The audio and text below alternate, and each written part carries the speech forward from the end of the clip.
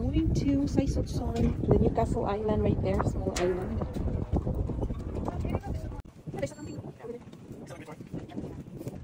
The next one is at Badong of Newcastle, Saisotson, and it's the first time we're going to the small island right there. That one, and the other side is Protection Island. So you walk right here. Yeah, once it is allowed. It's a low tide. But it's not. Yan ang sasakyan namin, small boat lang siya, capacity of 60 persons. $15 lang yung bayad guys, balikan na yan. At saka yung last trip nila is 8 o'clock ng gabi. Yung aso may sarili ding bayad.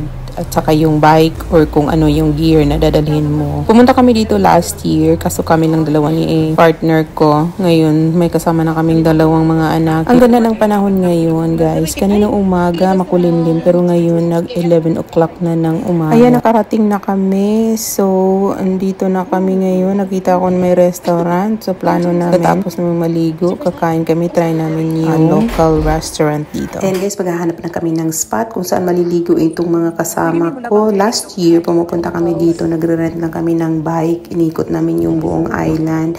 Mga about 30 minutes to 45 minutes lang yung inikot namin. So ngayon, may kasama na kami, ay mag-request sila maligo. Ako naman ay naghahanap ng makakain. Sila, naliligo sila. O, diba? Sige guys, enjoy your day!